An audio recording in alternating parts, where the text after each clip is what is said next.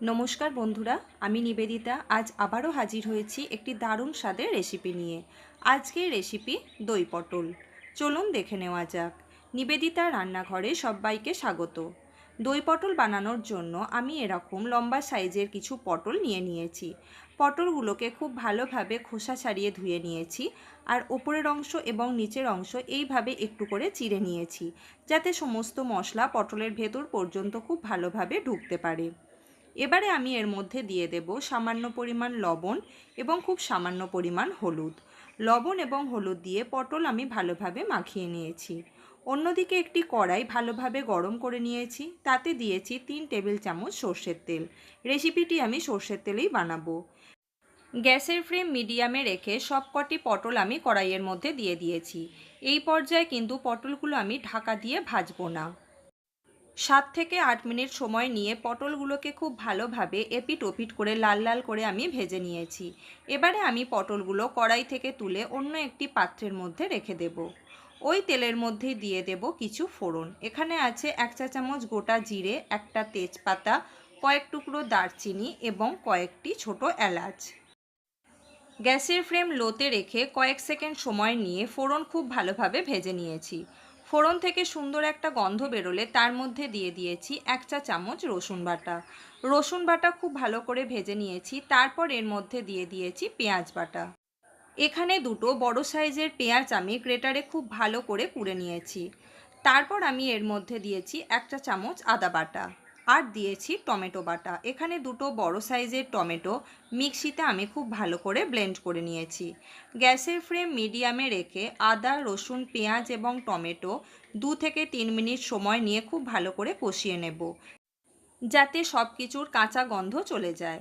খুব ভালো করে ভেজে নেওয়া হয়ে গেছে। এরপর আমি এর মধ্যে দিয়ে দেব স্বাদ অনুযায়ী লবণ, দিয়ে দেব হাফ টিস্পুন হলুদের গুঁড়ো, দিয়ে দেব 1 টিস্পুন জিরের গুঁড়ো, সুন্দর একটা রং আসার জন্য দিয়ে দেব 1 টিস্পুন কাশ্মীরি লাল লঙ্কার গুঁড়ো।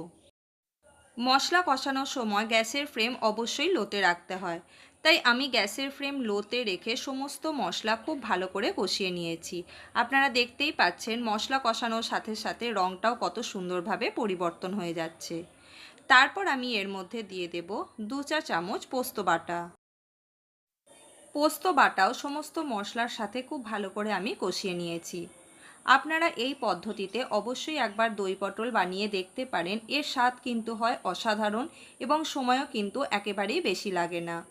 মশলা যাতে তলা থেকে পুড়ে না যায় তাই আমি এর মধ্যে দিয়েছি খুব সামান্য পরিমাণ জল।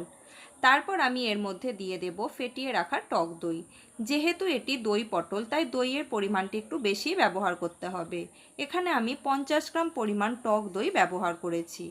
টক দইও সমস্ত মশলার সাথে বেশ কিছুক্ষণ সময় নিয়ে আমি ভালো করে কষিয়ে নিয়েছি। এবারে আমি এই মশলার মধ্যে দিয়ে দেব পরিমাণ মতো জল আর দিয়ে দেব কয়েকটা চেরা কাঁচা লঙ্কা। সমস্ত মশলা আর একবার ভালো করে মিশিয়ে নিয়ে গ্যাসের ফ্লেম হাইতে রেখে ঝোল আমি ফুটতে দেব। ঝোল ভালোভাবে ফুটে উঠেছে। সমস্ত স্বাদকে ব্যালেন্স করার জন্য আমি এর মধ্যে দিয়ে দেব সামান্য পরিমাণ চিনি। চিনিও ঝোলের সাথে খুব ভালোভাবে মিশিয়ে নিয়েছি। এবার আমি এর মধ্যে ভেজে রাখা পটল দিয়ে দেব। পটল দিয়ে দেওয়ার পর গ্যাসের ফ্লেম করে দেব মিডিয়ামে। গ্যাসের ফ্লেম মিডিয়ামে রেখে ঢাকা দিয়ে এটা রান্না হতে দেব 5 থেকে 7 মিনিটের জন্য। দই পটল আপনারা নিরামিষের দিনেও পোলাও বা ফ্রাইড রাইসের সাথে খুব ইজিলি সার্ভ করতে পারেন। 7 মিনিট পর ফিরে এসেছি। পটল খুব সুন্দরভাবে সেদ্ধ হয়ে গেছে।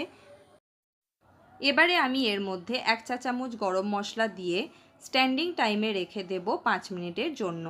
তারপর এটা আমি গরম গরম সার্ভ করে দেব। আশা করি আমার এই দই পটল রেসিপি আপনাদের ভালো লেগেছে। যদি আমার এই সহজ সুন্দর রেসিপি আপনাদের ভালো লেগে থাকে তাহলে প্লিজ একটা লাইক, কমেন্ট এবং শেয়ার করতে ভুলবেন না। আমার চ্যানেলে নতুন বন্ধুদের কাছে চ্যানেলটি সাবস্ক্রাইব করে নেওয়ার অনুরোধ রইল। পাশে থাকা বেল বাটনটি অবশ্যই প্রেস করে রাখবেন নতুন কোনো ভিডিও পাওয়ার জন্য। ফিরে আসবো অন্য কোনো রেসিপি নিয়ে। ততক্ষণ ভালো থাকবেন, সুস্থ থাকবেন।